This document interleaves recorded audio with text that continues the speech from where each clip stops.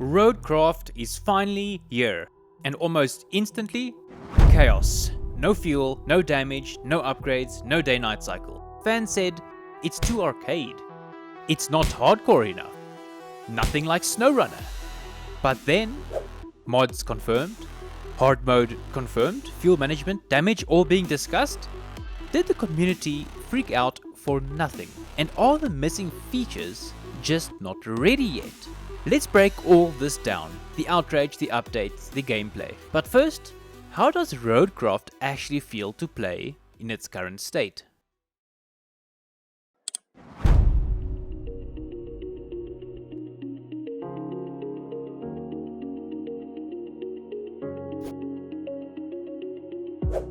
Right out the gate, RoadCraft feels good. I don't know if it's because everything is new and shiny, but the environments look and feel incredible, believable, and immersive. The core gameplay loop, it's solid, it's fun. Well, I'm enjoying it. So far, keep in mind I've only played around 6 hours, only time will tell if that holds up. That said, I've already run into some small issues. The camera system had bugs that I was experiencing, really frustrating ones. What is going on, man?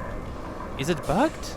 And you can't turn off parked vehicle engines, so as you drive by, all your parked vehicles are just idling away, and that kind of ruins the atmosphere. Yeah, you see, I don't like it when the vehicles are just idling around. Not just because it's wasting fuel, which we don't really have, but it's annoying. Also, the menus and sub-menus that contain subtasks that lead to sub-menus is strange and takes some getting used to. But the physics, they are really well done. I mean, what more can you expect from a Saber interactive game, right? Terrain interaction feels believable. The camera system, very SnowRunner-like, still janky at times, but manageable. Vehicle handling feels different, yet familiar. And there's something I really like. Vehicles without suspension are noticeably harder to drive over rough terrain. And that realism I really do appreciate. Now yes, there's no fuel, no damage, no day-night cycle, but we'll get into that a bit later. I have some new information on that. So to sum it up, visually stunning, believable, gameplay loop feels solid, at least so far. Handling is satisfying. Menus are a bit janky, couple of immersion breakers though. Not being able to turn off engines is annoying, kinda breaks the vibe, at least for me. Sand from the sky, when you fill up your dump truck, I feel they could have done better. And the camera, not really my favorite, but honorable mention to cinematic mode. That is definitely a feature I do like. Okay, so the first drive feels solid. But what really surprised me? There are some things this game absolutely nails. So if you let go of the hardcore sim expectations for a moment, RoadCraft starts to feel like something special. The terrain shaping, the freedom, the sheer scope, not just of what you can do, but how you choose to do it. The graphics are next gen, the 4K texture pack really makes the post-disaster environment look stunning. And the map design ties it all together beautifully.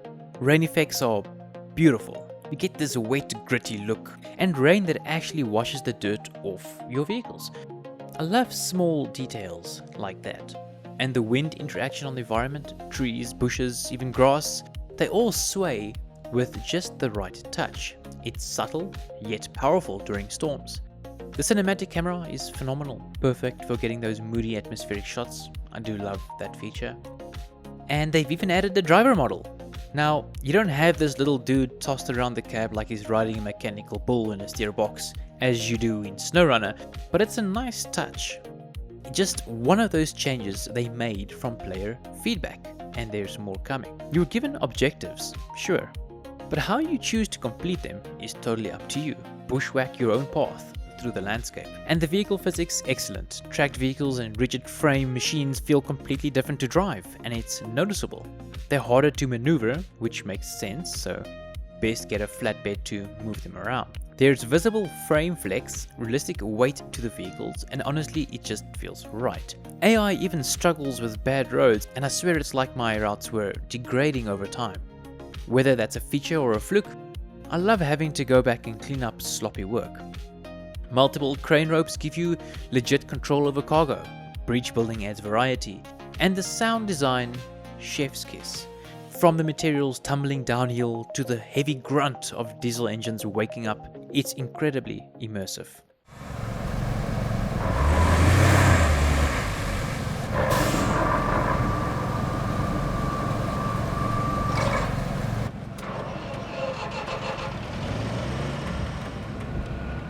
The sand physics alone deserve mention. It shifts around in your dump truck's bed, flows realistically, and even interacts naturally with the terrain. At the end of the day, the engine, the visuals, the feel, the mechanics, it's all new, shiny, and surprisingly deep. But for every win, there's a yeah but. And this is where the debate really begins. Now let's get into the juice, the features that didn't make it yet, and the tidal wave of opinions that followed.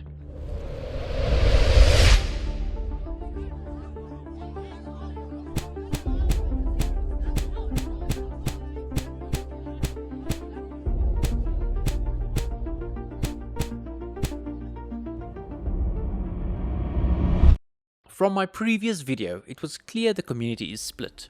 And oh yeah, by the way, thanks to everyone's involvement and opinions, I really do appreciate the feedback. If you look at the Steam reviews, which were previously mixed, do you get that same feeling? No fuel, no damage, no day-night cycle, no upgrades. They were core pillars of SnowRunner. They added tension, challenge, and consequence. Without them, a lot of players feel the stakes are gone. And you feel that frustration bubbling up in the YouTube comments, Reddit threads, Steam forums, and reviews. But here's where it gets interesting. And honestly, I'm a bit embarrassed I didn't catch this earlier. My research missed some key points, so let me make that right. Fuel and damage. Hard mode is officially confirmed. The devs are actively figuring out how to make fuel management and vehicle damage optional for players who want that experience. Day-night cycle? Turns out it was a hit on performance regarding consoles, but something they might actually revisit later. And for some reason, a rumor stuck that there would be no mod support. But guess what? There it is. It's confirmed. From what I've seen, it looks like it's just map and vehicle mods that are on the table, but who knows? Maybe they'll open it up to even more down the line. And oh yeah, for vehicle customization and upgrades, I can't find any information on that at the moment, so I'm not entirely sure. So yeah, a lot of what we thought was stripped might actually just be delayed. But here's the thing, and hear me out. I don't think the missing features break the game. Everyone is entitled to their own opinion, and we've seen plenty of strong ones. But it's not wrong to want a feature or to prefer it gone. I've played many games where I thought, wouldn't it be better without this system? RoadCraft is its own thing, and the devs have stressed that over and over. It's not SnowRunner, and it doesn't need to be. So after all that, here's my honest take on RoadCraft 6 hours in. For me, RoadCraft isn't a replacement for SnowRunner. And honestly, it's never meant to be. It's clearly built as its own experience, less frustration and more creation. If you're the kind of player who craves realism, who misses the danger of running out of fuel or blowing out your suspension, maybe hold off until that hard mode drops. But if you're open to a more chill, creative approach, there's a lot of fun to be had here. I think what's throwing people off is that this game comes from the same developers, and there are pieces that were clearly carried over from SnowRunner. So naturally, we expect more of what we loved before.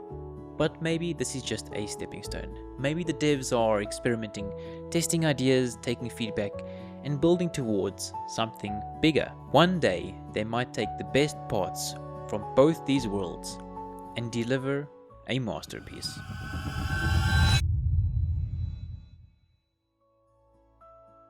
I've got more RoadCraft content coming soon, maybe some fun challenges, or even a second monitor style Let's Play. I know Let's Plays don't always do that well for new creators, but hey, I enjoy sharing, and it will probably also be edited. If that's something you'd like to see, let me know in the comments. For now, thanks for watching, and I hope this video gave you some insight and value. I appreciate you being here, and I'll catch you in the next one.